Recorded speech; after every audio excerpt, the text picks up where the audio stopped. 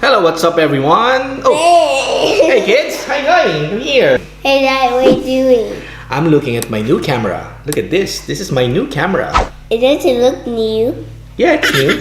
Then why do you have scratches? It's just the tripod, not the camera. Can we use that when we swim? No, because this is not waterproof. We can't use this. About the other one. What? No, not that one. Can we bring that to the beach? Yeah, we can, but we have to be careful because look, it has a moving lens and the sand can get into the lens. And, I have a camera before wherein the sand get into the lens and it got broken. It was like screeching like Yeah. Daddy, but your camera looks big. It could freak Oh everyone. yeah, you think so? You think? Wait, how can that freak everyone out? Yeah, because it's so big. Yeah, especially in this one, Wait, what's so big? the The camera lens? and the camera and the microphone. Come here, show me. Okay. Wait, how is it big? It's just that small. Yeah, I mean this one. Everyone. Yes. Everyone. Sachi's saying that the camera is so big. Everyone, leave a like and subscribe to hit the bell button to hit 100 subscribers. Your camera is not great at all. Let's move to. Okay, thank you kids. No. Sa bagay, may katwiran nga yung batang yun, ano? Kasi, nga naman, ang laki-laki nitong aking setup kapag ako'y nasa labas. Mawiwirduhan yung mga kasalubong ko, bang matakot sa akin kung ano tong dala-dala ko. Tingnan nyo, ano yung tsura.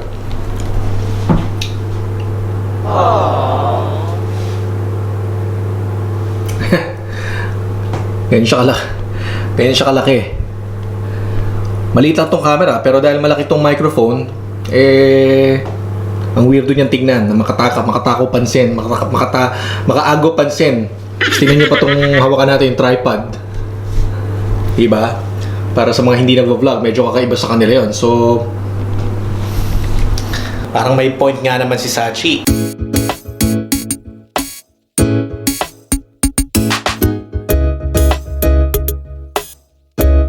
Ayun, meron pa akong isang hinihintay na talagang excited na rin ako na dumating. May ako check yung kanyang tracking. Ito, pakita ko sa inyo kung ano yun Ito siya. Ayan, so binili ko siya August 17 and ngayon ay in transit. So kagabi, August 18 ngayon, nasa Perth. So hopefully in 2 days. Hopefully in 2 days yung dumating na to sa akin. Wow, nandito na ang delivery. Aba, ito yung matagal na natin hinihintay. Ito yung hinihintay natin. So excited. Meron na naman tayong unboxing video. Hello guys! So ngayon magsisimula na tayong i-unbox itong ating natanggap na package. Ito siya. Ayan. Ito yung package na nakita natin kanina sa earlier na video ko na dineliver sa office ko. So tara, buksan na natin to.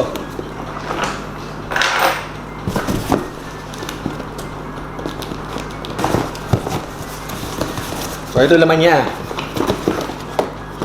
Meron siyang SD card. So obviously, so may idea na kayo kahit paano kung ano itong binili natin. At lalo ito, meron pang spare na battery. At syempre, ito ang pinaka-main na laman itong ating box. GoPro Hero 8 Black. Ayan. Not so long ago, nung June, meron akong in-unbox na GoPro Hero 7 Black and binili ko yon dati.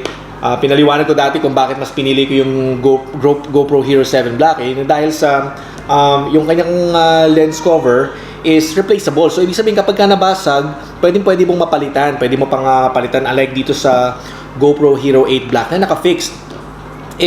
Since na-realize ko na hindi naman ako extreme user ng camera, it is very unlikely na mababasag ko siya or mababagsak unless talagang bibitawan ko. Kasi lagi ko naman siyang hawak sa tripod kapag nagva-vlog. Tapos, kadalasan naglalakad ka or nakaupo. So I compromise on the best possible camera na pwede mo makuha, yung best possible feature na makukuha mo sa GoPro. So yun, binenta natin yung ating GoPro, naibenta pa natin siya sa maayos na presyo kasi bago pa siya, hindi pa siya ganong kagamit. At after natin maibenta, bumili tayo ng GoPro Hero 8 Black. So ito, buksan na natin Ayan, ito yung camera. Halos kaparehas pa rin yung itsura ng GoPro Hero 7 Black. Ito yung camera niya. Siyempre, sa loob ng box, yung kanyang battery. Meron siyang helmet na mount. Yung para sa didikit mo siya sa helmet, tapos may lalagay mo yung GoPro. Yung cable, USB-C cable. At siyempre, yung mga manual.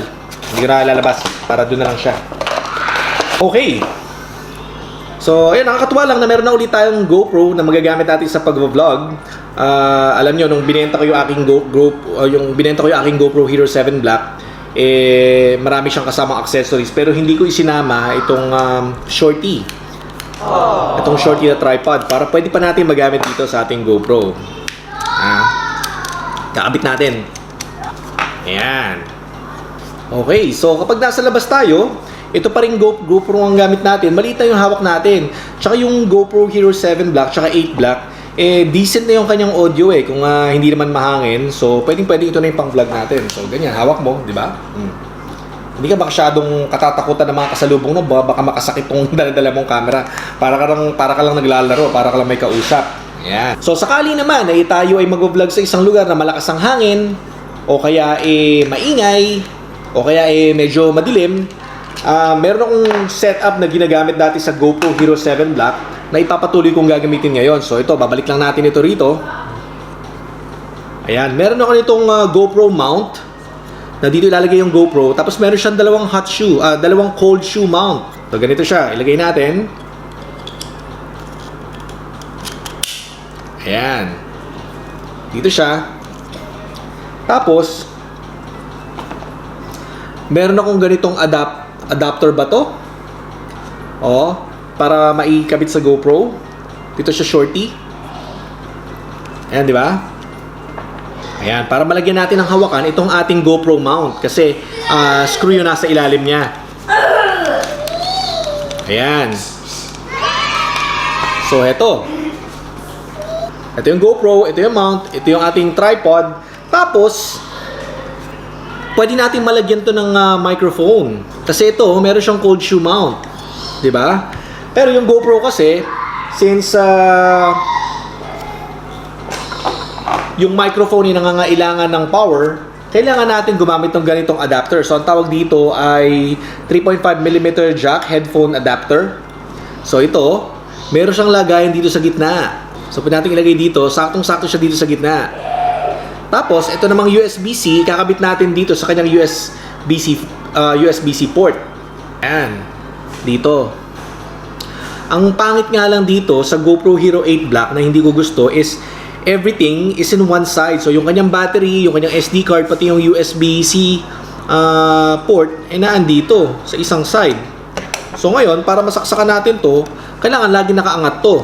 Unless bibili tayo nung parang yung third party na cover na kung saan nakatakip dito pero may butas dito para maisuot natin yung USB-C. Ayan, heto siya. Tapos, kuha tayo ng microphone. Hooray! Bago sa Okay, so meron akong Boya BY-MM1 na merong dead cat, pero gagamitin lang natin to halimbawa nasa beach or nasa lugar na talagang mahangin. Pero hanggat maaari, ito na lang gagamitin natin, isang improvised na microphone sponge cover or foam cover para maliit lang siyang tignan. Ito, kabit natin dito Ayan, so naikabit na natin yung microphone dito sa cold shoe mount, di ba? Tapos itong saksakan, isasaksak natin dito sa likod. So itong microphone, kukuha siya ng power dito sa GoPro by using this adapter. At kapag madilim naman, kailangan natin ng additional na lighting, pwede natin kabitan ng ganitong LED light. Yung kabila na cold shoe mount. Ayan. So ngayon, sa makikita nyo, medyo lumaki tingnan yung ating setup kasi meron kang camera, meron kang microphone, meron kang LED light na naging mas malaki pa kaysa doon sa camera itself. Pero at least, magaan pa rin to. Yan, napaagaan niyang dalhin. Pwede mo siyang itayo. So ito isa to sa mga alternative na setup na pwede natin gamitin. Depende kung anong condition ng lugar na pinagbabloggan natin. Yun, excited na akong subukan itong ating GoPro Hero 8 Black. So, kumuha tayo ng mga sample clips Subukan natin mag-vlog sa labas at sa iba't ibang mga lighting conditions. Sa loob ng bahay, sa labas ng bahay. Tingnan natin kung anong quality ng kanyang audio at video. Ang first test clip na gagamitin natin, itong ating GoPro, dito sa loob ng kwarto. Dito sa loob ng office ko with low light conditions. So, walang ilaw. Nasa loob tayo ng bahay, madilim. So makita natin kung anong itsura ng kanyang clip. Tapos wala rin ako microphone na gamit. Papasok na ako sa work ngayon. So labas tayo dito sa mas maliwanag.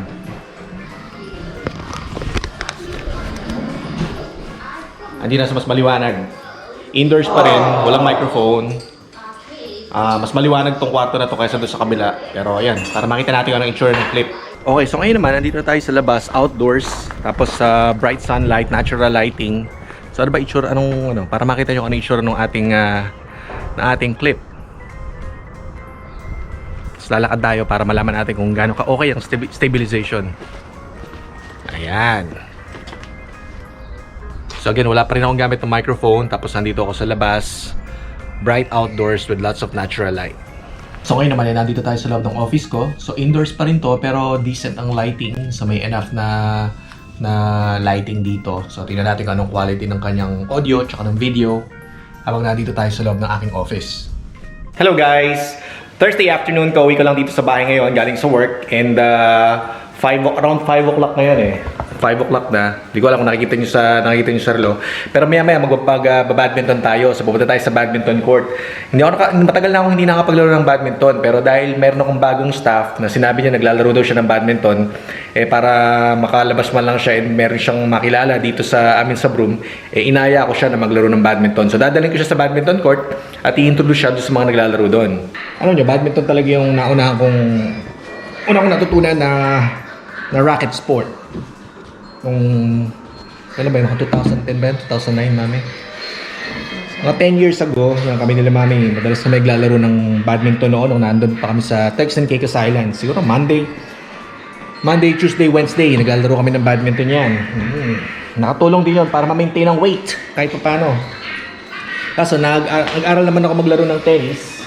And dahil sa iba ang wrist action ng paglalaro ng tennis, tinigilan ko yung paglalaro ng badminton kasi hindi ko matutunan yung tamang swing sa paglalaro ng tennis, kaya tinigil ko yung paglalaro ng badminton. Ayan, since then, nawala na yung sigasig sa paglalaro ng badminton. Kasi nakalimutan ko na, hindi ko na siya nakahiligan na laruin. Kasi nung natuto na ako mag-tennis, tennis na yung nilalaro ko. Pero meron pa rin akong badminton racket. So, dala-dala ko dito. Kukunin natin mamaya. Okay. So parang totoo, no? Meron pa tayong dalang raketa ng badminton. Ito yung raketa natin. Mamaya makikita nyo yung itsura ng badminton court pagdating natin doon. Pero sa ngayon, ihatid ko muna sila Mami Calabari kasi tatambay muna sila doon. Tapos tsaka ako pumunta doon sa badminton court. So nandito tayo ngayon sa badminton court.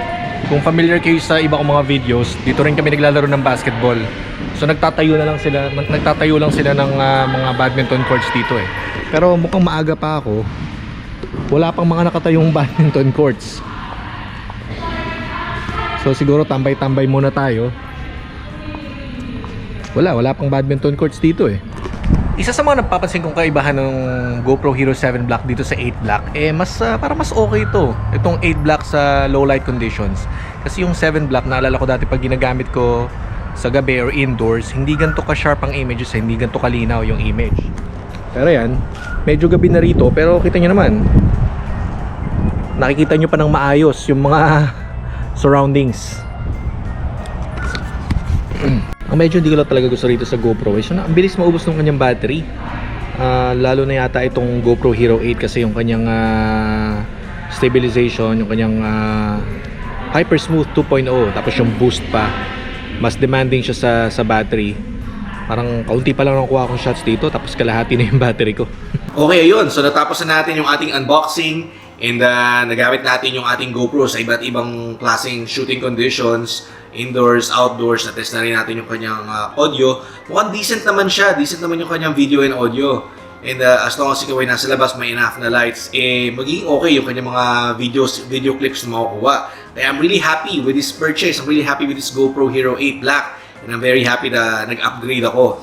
So siguro, gagamitin natin yung GoPro Hero 8 Black kapag nag-vlog tayo sa labas or may chances na mabasa or may chances na maalikabukan yung ating gamit na camera. And itong camera natin na to na ginagamit ngayon, igagamitin natin indoors kapag mas favorable ang mga conditions. Ayun! Sana nagustuhan nyo yung ating unboxing, yung ating quick review at yung ating mga sample clips. At dito ko na siguro tatapos itong vlog ko na to. Kung bago lang kayo dito sa aking channel, Please don't forget to subscribe and hit the notification bell para update kayo sa mga future videos ko. At kung dati ko na kayong subscribers, maraming salamat sa inyong patuloy na panonood. At lagi tatandaan, like, share, and comment lang para tuloy-tuloy ang kwentuhan. And I will see you on my next video.